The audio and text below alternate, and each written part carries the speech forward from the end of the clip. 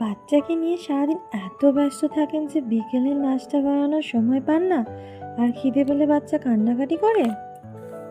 আজকে মাত্র 30 মিনিটের তৈরি ওভেন বা চুলায় ঝটপট ডিম পুডিংয়ের রেসিপি দেখাবো, যা পুষ্টিকর আর বাচ্চারা চেয়ে চেয়ে খাবে। চলুন সরাসরি রান্নায় যাওয়া হোক।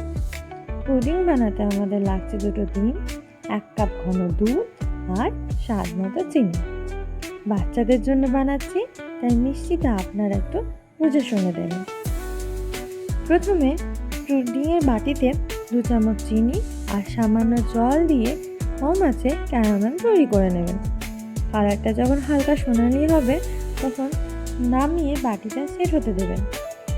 এবার একটা পাত্রে ডিম আর চিনি খুব ভালো করে ফেটিয়ে নেবেন, যাতে কোনো দলাভাব না থাকে।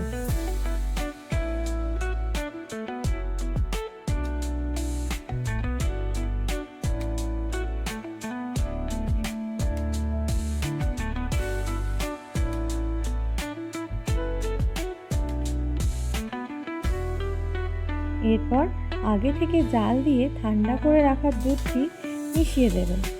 মিশ্রণটি ছাঁকনি দিয়ে ছেঁকে ক্যারামেলের বাটিতে ঢেলে নেবেন। এখানে আমি আপনাদের কাছে ক্ষমা চেয়ে নিচ্ছি, ছাঁকনা দিয়ে ছাঁকার সিনটি আপনাদের কাছে আমি দেখাতে পারছি না।